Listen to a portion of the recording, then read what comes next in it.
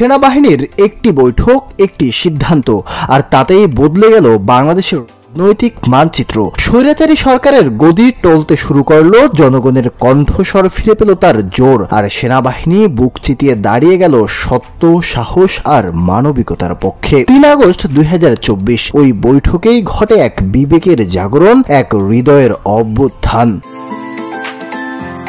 জুলাই জুড়ে হাসিনার সরকার যখন গণ আন্দোলনের প্রবল ঢেউয়ে দিশেহারা, তখন রাস্তায় বইছে রক্তের স্রোত। প্রশাসনের গুলিতে নিহত শত শত মানুষ, রাজপথ জুড়ে কান্না, ক্ষোভ আর শোক। জাতি যেন হারাতে বসেছিল আশার শেষ আলোটুকু। এমনই গুমট পরিস্থিতিতে 19 জুলাই মধ্যরাতে মাঠে নামে সেনাবাহিনী। এক অনিশ্চয়তার ভয়াল ছায়া নেমে আসে সেনাবাহিনীকে ঘিরে। তারা কি জনগণের বিরুদ্ধে অস্ত্র ধরবে, নাকি হবে ছাত্র জনতার আশার শেষ প্রহরী?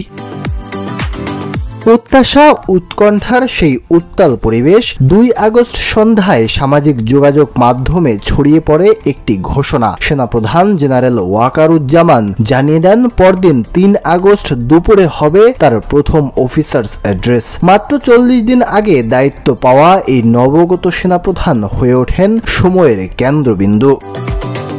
3 আগস্ট দুপুর 1:30টায় শুরু হয় সেই ঐতিহাসিক বৈঠক। দেশের প্রতিটি গ্যারিসন থেকে ভিটিসিতে যুক্ত হন সেনা অফিসাররা। বৈঠকের শুরুতে সেনাপ্রধান তুলে ধরেন বাস্তব চিত্র। সরকার কেন সেনাবাহিনীকে মাঠে নামিয়েছিল, কোথায় কি ঘটেছে, সবকিছু খোলামেলা জানান তিনি। বৈঠকে সেনাপ্রধান ও উপস্থিত অফিসারদের কথায় স্পষ্ট হয়ে ওঠে তারা পরিস্থিতির ভয়াবহতা বুঝতে পেরেছেন। মাঠে থাকা তরুণ অফিসাররা বর্ণনা করেন কিভাবে তারা মানুষের কষ্ট, শোক আর ক্ষোভ কাছ থেকে দেখেছেন, কিভাবে সাধারণ মানুষ এমনকি শিশু ও নারীরাও নিহত হয়েছে, আর এসব দৃশ্য তাদের অন্তরে গভীর আঘাত করেছে। নারী অফিসারদের কণ্ঠে শোনা যায় মায়ের বিলাপের বেদনাময় চিত্র। অফিসারদের কথায় ধ্বনিত হয় অসহায় নাগরিকের প্রতি দায়বদ্ধতা। সেনাপ্রধান জেনারেল ওয়াকারুজ্জামান দৃঢ়ভাবে জানান, সেনাবাহিনী অন্যায়ের পাশে নয়, দেশের ও জনগণের পক্ষে থাকবে, এবং সেই অবস্থানই হবে ভবিষ্যতের পথনির্দেশ। এই একটি সিদ্ধান্ত বদলে দেয় আন্দোলনের গতি, মানচিত্র এবং দেশের ভবিষ্যৎ। এর পরের ঘটনা প্রবাহ যেন সিনেমার দৃশ্য।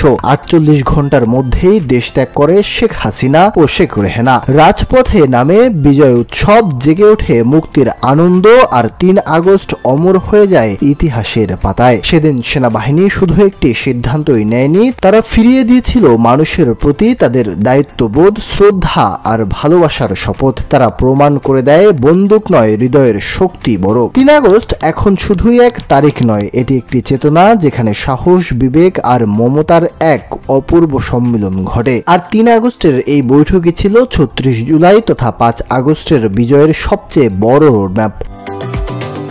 জুলাই বিপ্লব এক তরতাজা ইতিহাস, আর সেই ইতিহাসের এক প্রাণবন্ত কবিতা ছিল সেনা জনতার এই আলিঙ্গন, যেখানে প্রতিটি স্পর্শ, প্রতিটি অশ্রু ছিল সাহস আর সম্মিলনের প্রতীক। দেশের জনতার শেষ ভরসা যে এই বাহিনী, তা আরো একবার প্রমাণিত হয়েছিল সেদিন।